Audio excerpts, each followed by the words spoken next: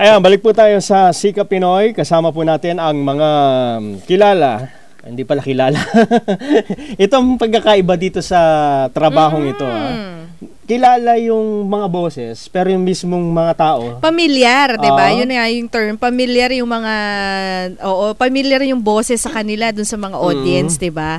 Pero hindi natin nakikita itong mga mismong nagmamay-ari ng mga boses na yon na sikat na sikat. At siguro pati yung pangalan. Oo. At ano kayang feeling nung narinig mo yung pinapanood sa TV na alam mo ikaw yung boses na yun. Pero ako yan eh. Hindi mo maniniwala yung kasama mo, di ba? Unless na gayahin mo. At ito nga, Nelson, dahil nga yun sa kanilang mga talento, di ba? Gaya nga nung narinig natin kanina, iba't ibang mga boses, di ba?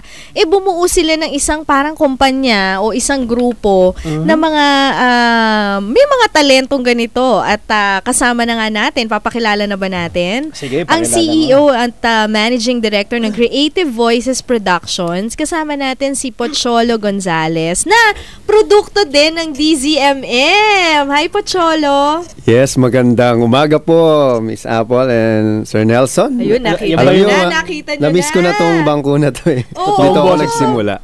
Bakit? Ano ka ba dati nun sa DZMM, Pocholo? Nung 1996 kasi, naalala ko yun, August yun. Kasi merong radyo-radyo na programa. Ayun. Kay Tito Joey at kay May Valle yan. So isa ako sa mga produkto noon. Out of 6,000 na nag-audition, 10 lang kaming nakapasok. Kami yung mga finalists. So yun yung mga batang binigyan ng programa na tinawag na Awit Tawanan.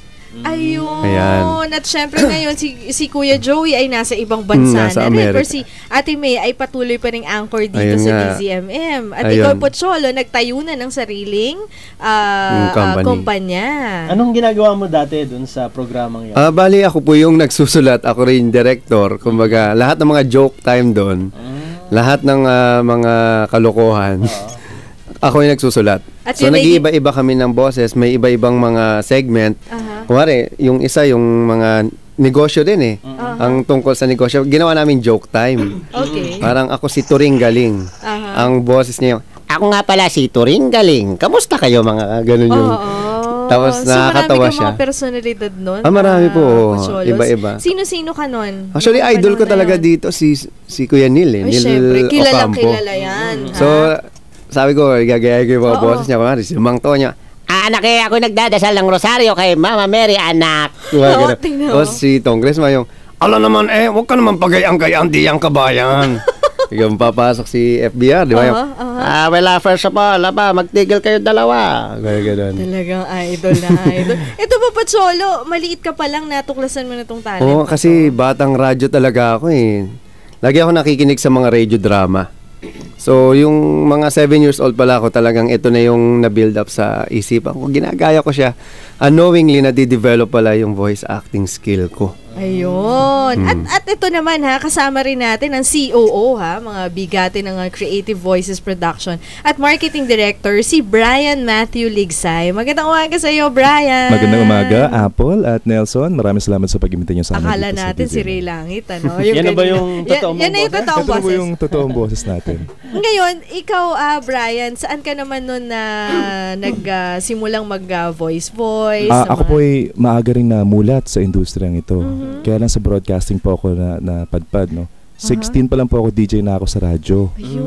So, mula po dun sa probinsya namin sa Zamboanga City, nang napadpad po ako dito sa Maynila, napalipat-lipat po ako ng mga FM stations dito sa atin. As DJ po. DJ Big Brian. Yan po ang air name ko noon. Uy, parang DJ Big Brian. Yes. Familiar. Wow, familiar Parang pwedeng mag-DJ din dito sa Double. Sample nga dyan. Sample, Brian. Sample. Inisipin ko kung ano maganda. Kanyari, magpatugtog ka ng mga dyan. Okay. This next song is brought to you by Gleam Liquid Sosa for shiny white teeth, long-lasting fresh breath. Ang gaganda ng voice. Grabe. Liquid sauce ang pwede sa ngipin, ano? Wag subukan. At syempre, ang Rosas, ano? Ang isa-isang babaeng kasama nila dito. At kasama rin dito sa kanilang kumpanya, Creative Voices Production. Kasama natin si Gab Tiongson. Magandang umaga si Gab. Magandang umaga po. Ang pretty naman. Ang ganda ng boses, ang pretty din niya, ha? So, ikaw, Gab, ilang taon ka na ba? 18 po. Uy, partner, batang-bata. Kailan ka ba nag-start na mag-voice? Nung August lang po ako nag-start. Nung August, nag-graduate po ako sa workshop nila Sir Pocholo tsaka ni Sir Brian. Isa po yung voice acting workshop. May ganun pala. Oo, doon po ako natuto ng voice acting. Doon din po ako nakamit ng directors ng ABS-CBN. Tapos, pagka-graduate ko, kinuha po nila ako. So, doon na po nag-start. Nagdadub po ako ngayon. Nakailang project ka na ba? 7. Ito na. Oh, yan Ano bang 18, kumikita na siya. Ano mga binoboses mo? Mga anime po.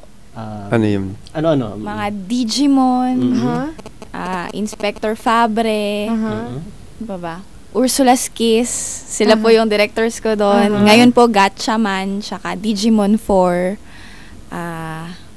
May yung mga movie po na dinadub sa Wulong. Cinema One. Yung Wulong, isa po siyang anime sa Hero TV. Kakatuwa naman.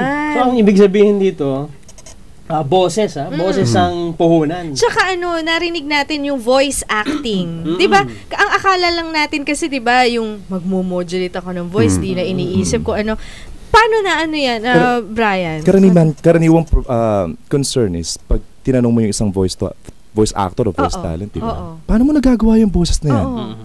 Palalakihin mo lang yung boses mo na ganito. Yun lang akala. Bigyan mo lang yung boses mo. Oo.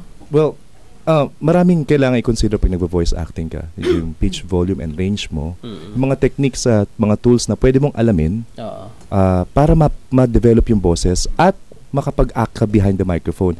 Maaring, sabi nga ni Nelson kanina, ito yung pangatlo sa pinakamataas na kumita sa Estados Unidos, no? However, hindi siya ganong kadaling trabaho. Kasi kailangan mong kumbinsihin yung mga nakikinig sa'yo na totoo yung mga characters na ginagawa mo at pwede sila mak-react doon. Maaring bumili sila ng produkto o serbisyo o di naman kayo manood sila ng palabas sa television o sa radyo. Basically, we promote voice acting as an art form. Kasi ayaw din namin maging motivation mo yung, malaki kita dyan, kaya mag-voice talent ako.